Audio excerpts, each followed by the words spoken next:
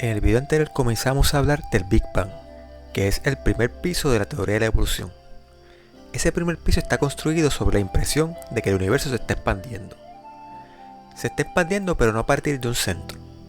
Se está expandiendo, sin embargo hay galaxias que se supone están en dirección de colisión unas con otras. Y aun cuando el universo se estuviera expandiendo, eso no prueba que hubo un Big Bang. Pues yo estoy seguro que Dios creó un universo cambiante que aún en la eternidad nunca nos lucirá monótono ni aburrido. Hawking y Penrose elaboraron una ecuación matemática para calcular una suposición. El cálculo puede estar bien, pero la suposición no deja de ser suposición porque alguien la calcule.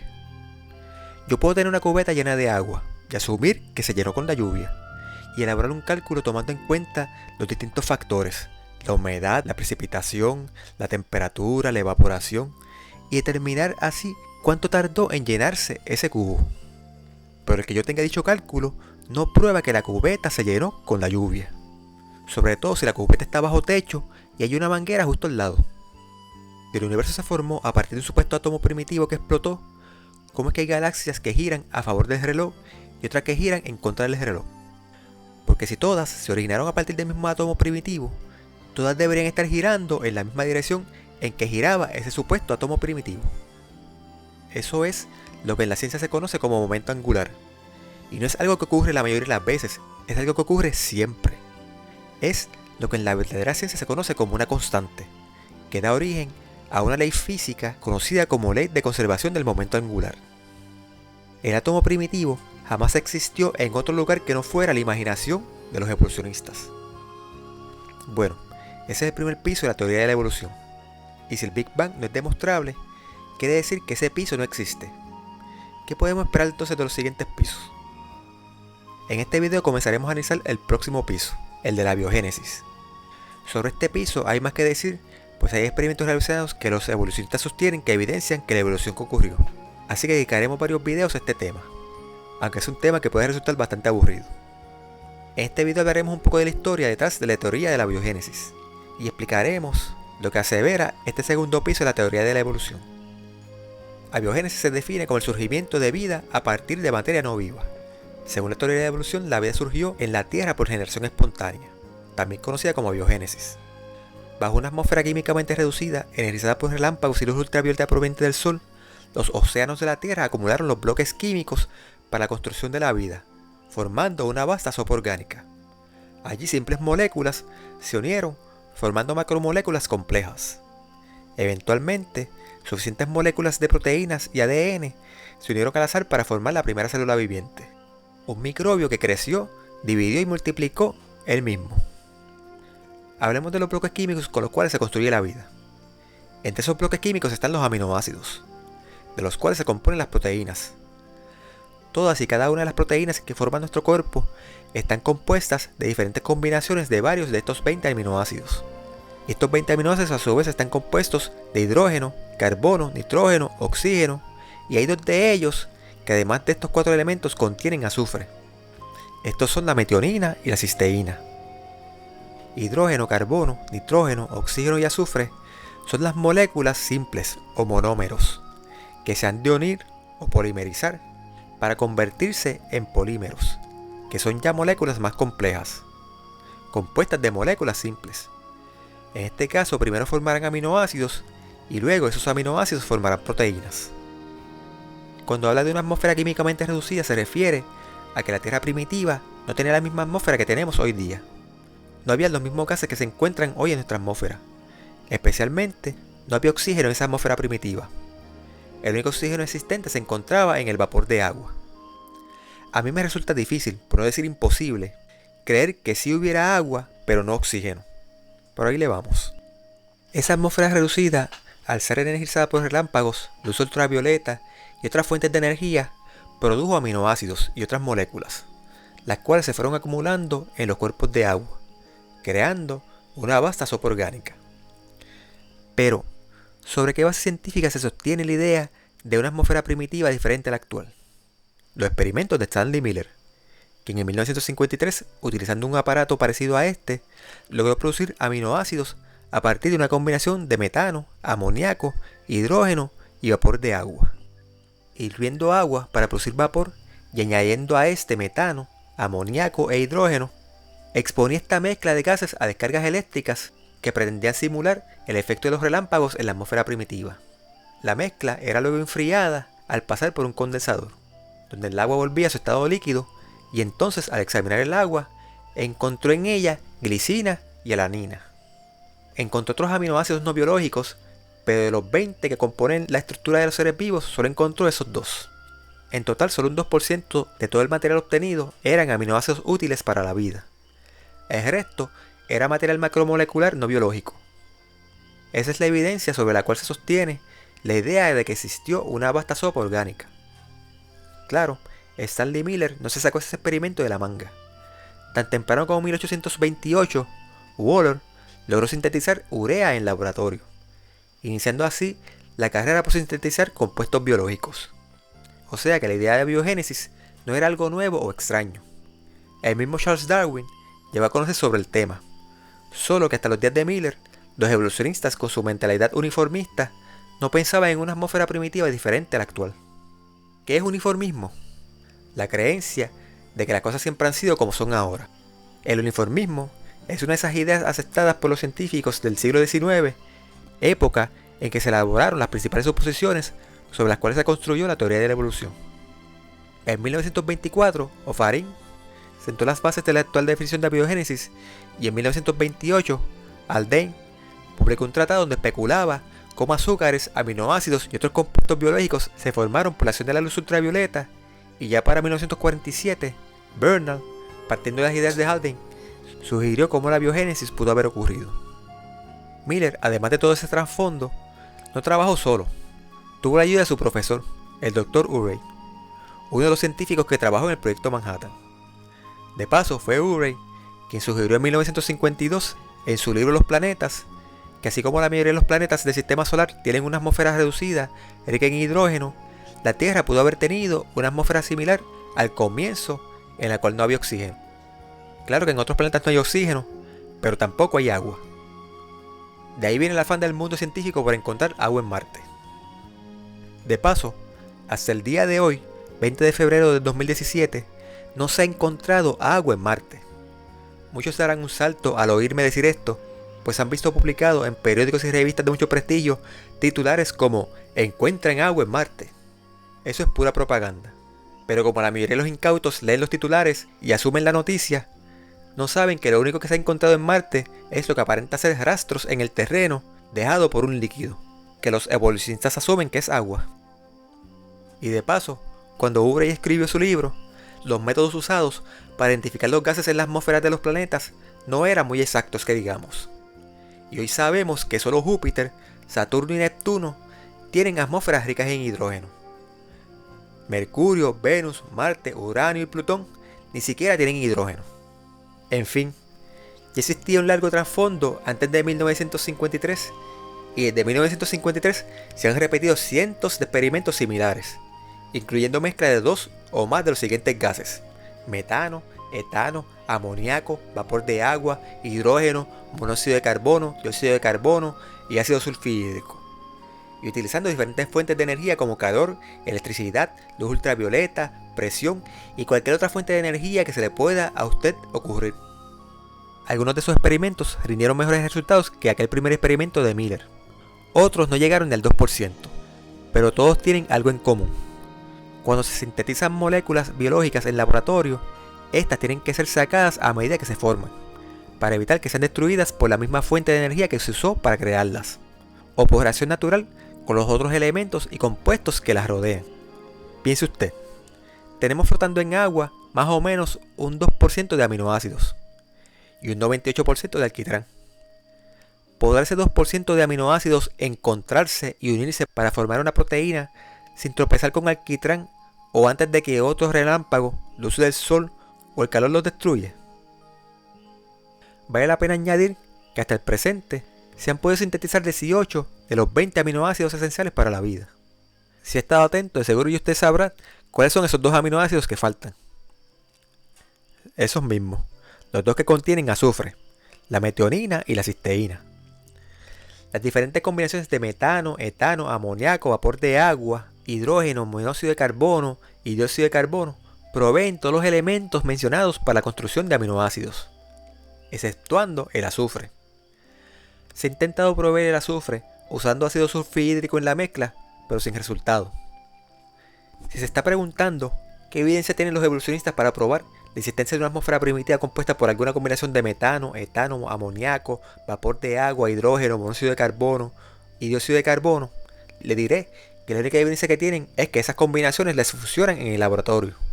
Hasta el presente, los evolucionistas no han podido definir cuáles eran los gases que componían esa atmósfera primitiva, por razones obvias. Diferentes combinaciones de gases producen diferentes resultados.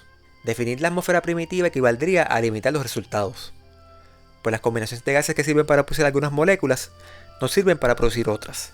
Así que dejan la atmósfera primitiva sin definir y aprovechan la tangente para asumir que todos los resultados obtenidos en los cientos de experimentos realizados, no solo en condiciones diferentes, sino muchas veces hasta contradictorias, fueron posibles en una única atmósfera primitiva.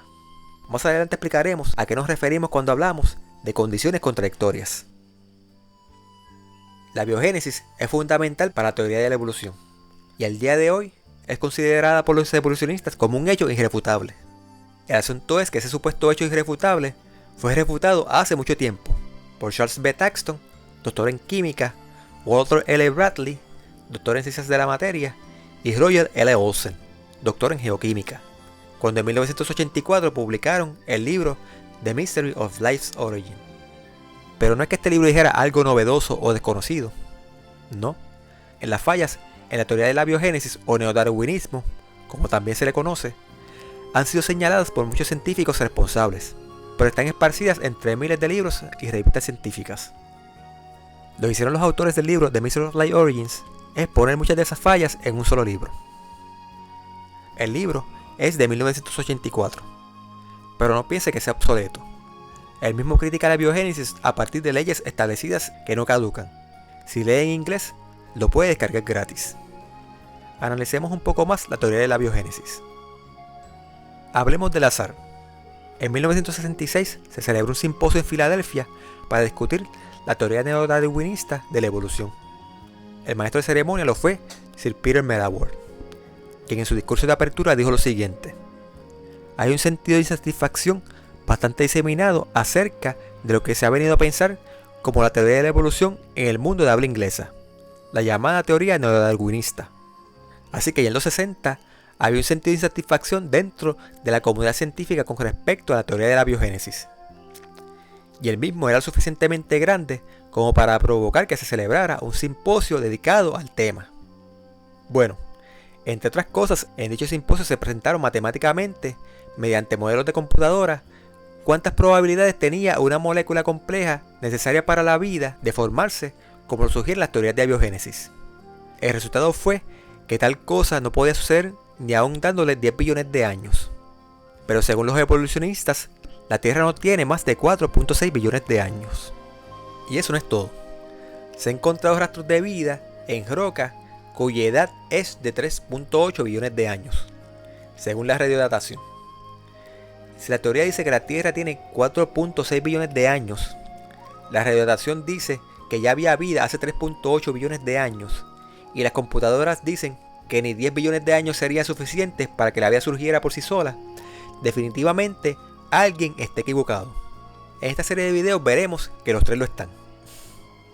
Los evolucionistas han elaborado sus teorías de billones de años porque esos billones de años hacen más plausible que la vida podría surgir por acción de los fenómenos naturales y el azar, si se le da el tiempo suficiente.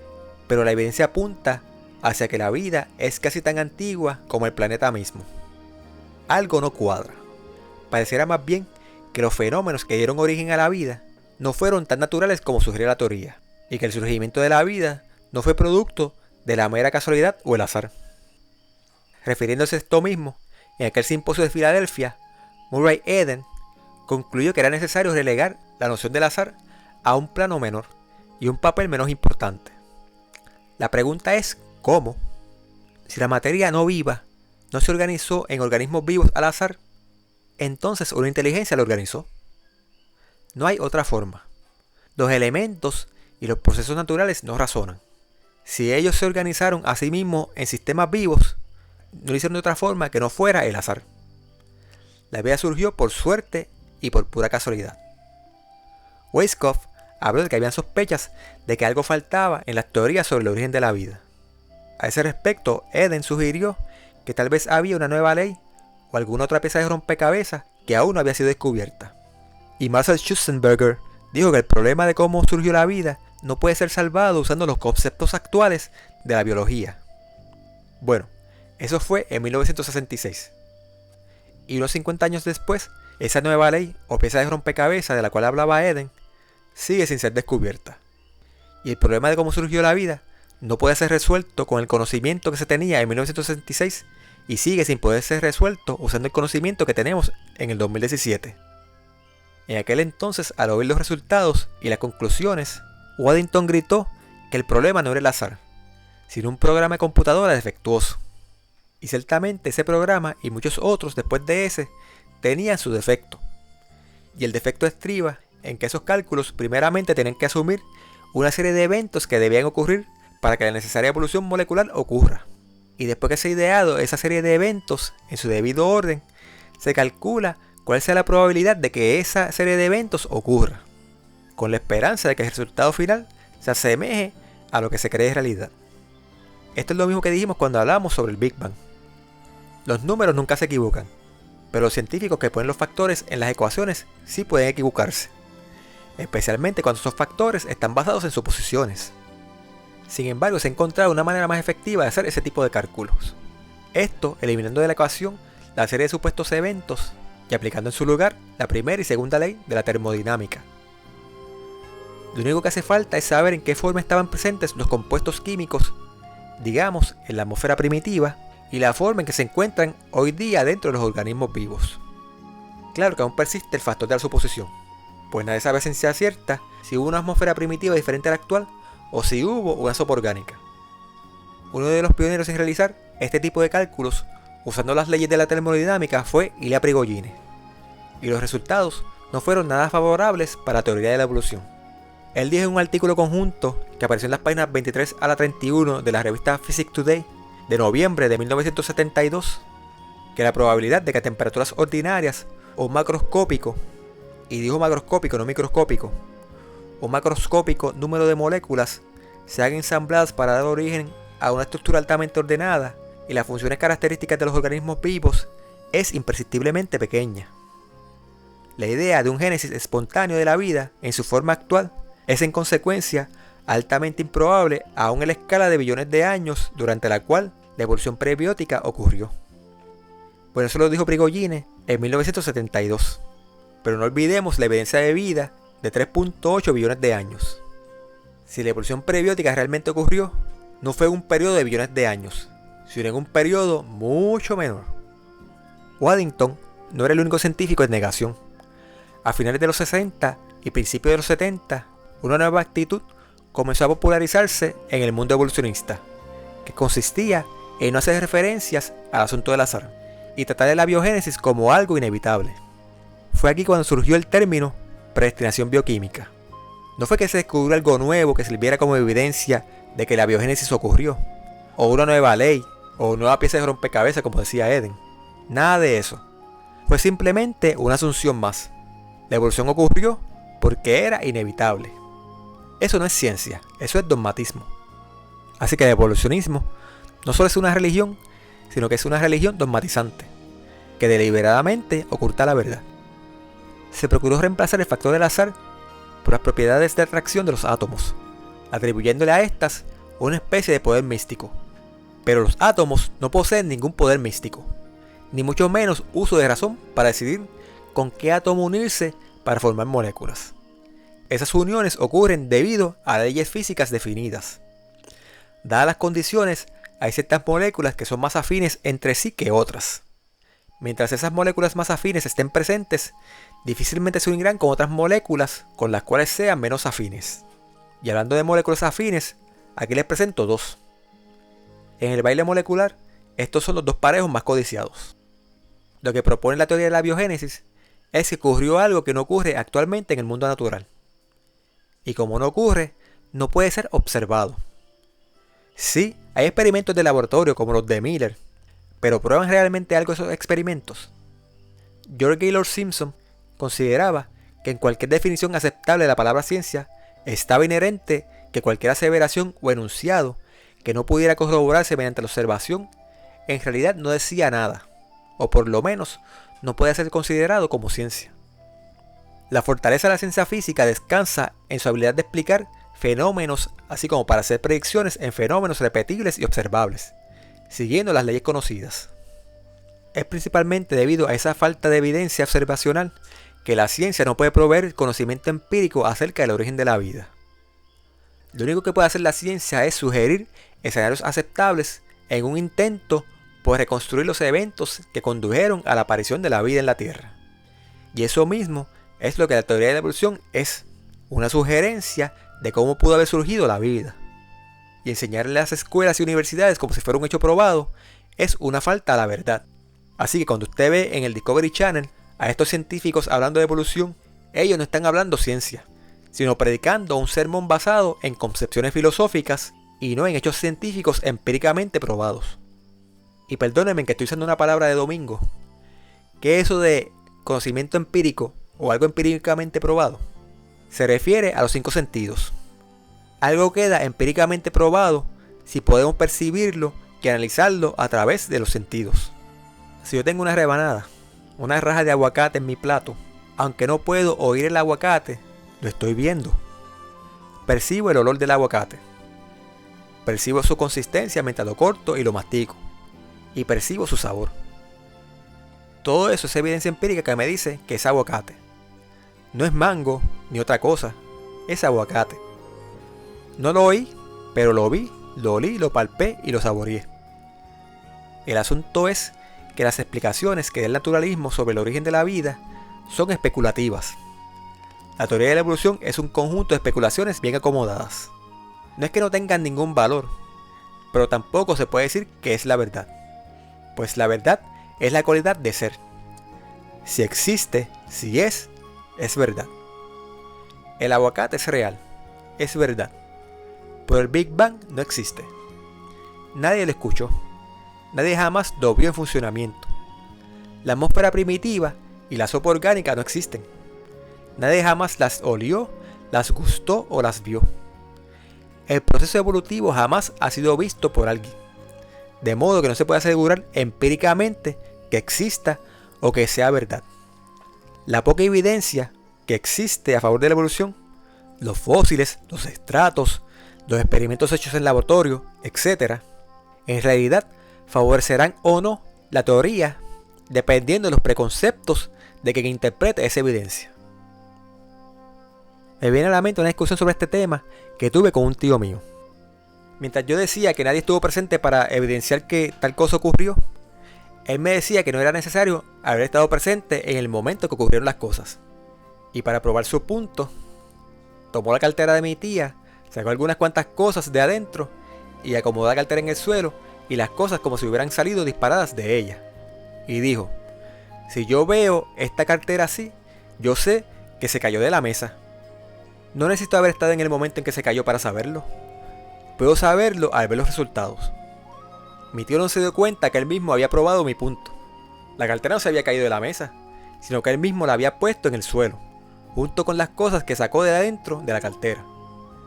Si algún otro hubiera entrado después, de seguro hubiera asumido que la cartera se cayó. Eso es el evolucionismo. La asunción de que la cartera se cayó. La obstinación de los evolucionistas en promover y sostener su punto no se debe a la evidencia que poseen en favor de un origen natural de la vida, sino que la otra alternativa a un origen natural es uno sobrenatural. Una teoría es considerada científica si la misma puede ser probada mediante experimentación, contra fenómenos repetibles y observables. De esa forma, la teoría de la relatividad, la teoría atómica, la teoría del quantum, la teoría de los gérmenes y muchas otras han sido juzgadas científicas. Aunque los variados escenarios especulativos puedan ser probados contra los datos colectados en experimentos de laboratorio, no pueden ser probados contra el evento mismo en cuestión. Tales escenarios, por lo tanto, siempre permanecerán siendo especulaciones. No hay manera de saber si los resultados obtenidos en esos experimentos dicen realmente algo respecto a la manera en que se originó la vida. En otras palabras, El que Stanley Miller pudiera sintetizar aminoácidos usando descargas eléctricas en una mezcla de metano, amoníaco, vapor de agua e hidrógeno, no prueba que la Tierra alguna vez tuviera una atmósfera diferente a la actual, y que los aminoácidos se formaran por acción de los relámpagos en dicha atmósfera. Lo único que en realidad prueba es que es posible producir aminoácidos usando descargas eléctricas en una mezcla de metano, amoníaco, vapor de agua e hidrógeno. De igual manera que la cartera en el suelo no prueba que alguna vez hubiera estado sobre la mesa y se hubiera caído.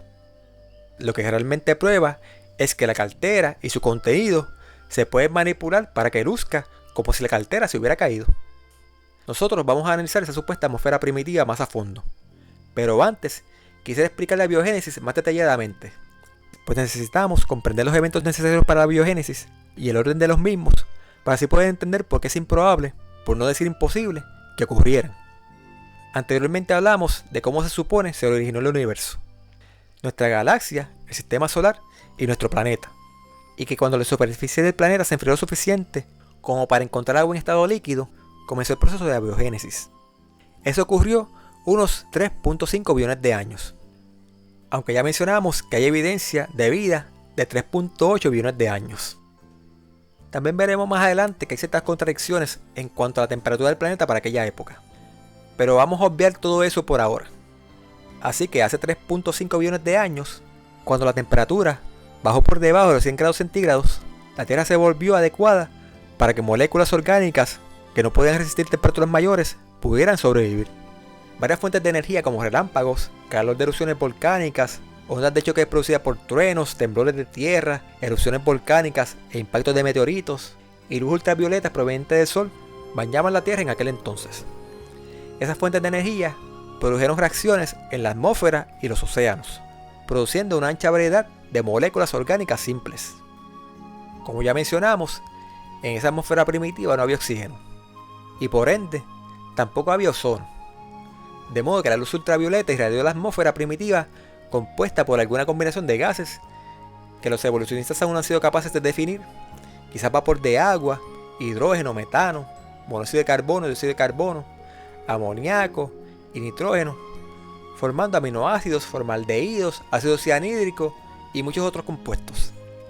En las capas más bajas de la atmósfera, esos mismos compuestos orgánicos se formaron por la acción de la electricidad, de los relámpagos y las ondas de choque producidas por estos. Y en la superficie de la Tierra, el viento soplando sobre los ríos de lava cerca de los océanos también produjo reacciones en los gases de la atmósfera primitiva. Todos esos compuestos orgánicos producidos fueron arrastrados a los océanos por la lluvia. Ahí se juntaron con compuestos que pudieron haberse producido dentro de los mismos océanos, comenzando a acumularse una abundancia de materia orgánica, que experimentaría reacciones adicionales. Esa es la vasta sopa orgánica. En esa sopa orgánica había, entre otras cosas, ácidos grasos, aminoácidos, azúcares, purinas y pirimidinas. Parte de esta sopa orgánica quedó emposada en innumerables charcos, lagos y lagunas, cerca de las costas, donde la evaporación hizo que la sopa se volviera más espesa. La inundación y evaporación alternada de estos charcos contribuyó a hacer más abundante la concentración de esos compuestos orgánicos. Concentración adicional ocurrió mediante la absorción de compuestos orgánicos contenidos en el barro de los sedimentos arrastrados al fondo de estos charcos. El efecto catalítico de ese mismo barro fomentó la polimerización, o sea, la unión de esos compuestos orgánicos, formando polipéptidos y polinucleótidos.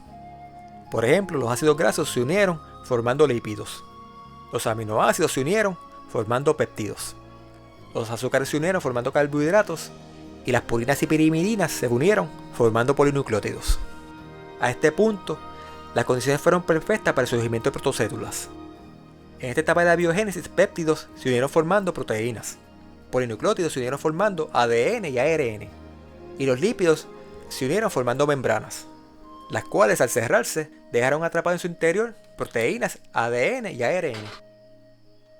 Ya en el interior de estas protocélulas, todas estas moléculas se hicieron más complejas. Cuando proteínas evolucionaron hasta convertirse en enzimas funcionales y los ácidos nucleicos se desarrollaron lo suficiente, tomaron control de la protocélula, hasta que finalmente aquella protocélula se convirtió en una célula viva que se alimentaba, producía desechos y se reproducía. Todo esto se supone que ocurrió mediante procesos naturales solamente. Aquí no intervino ningún misterioso ser divino ni ninguna fuerza vital. Como dijera Sir Hippone Amperuma, la vida es solamente una especial y complicada propiedad de la materia. No hay diferencia entre un organismo vivo y materia inanimada. Todo esto puede sonar muy lógico y lleno de sentido, y demuestra un grandioso esfuerzo para tratar de explicar cómo la vida pudo haber surgido por reacciones de la materia ante circunstancias naturales, por la pura reacción de las leyes físicas que la rigen. Pero en los siguientes videos iremos paso a paso por cada uno de los procesos y circunstancias necesarias para que todo esto ocurra, y veremos si realmente hay evidencia suficiente para creer que la biogénesis pudo haber ocurrido. Hasta el próximo video, que Dios les bendiga.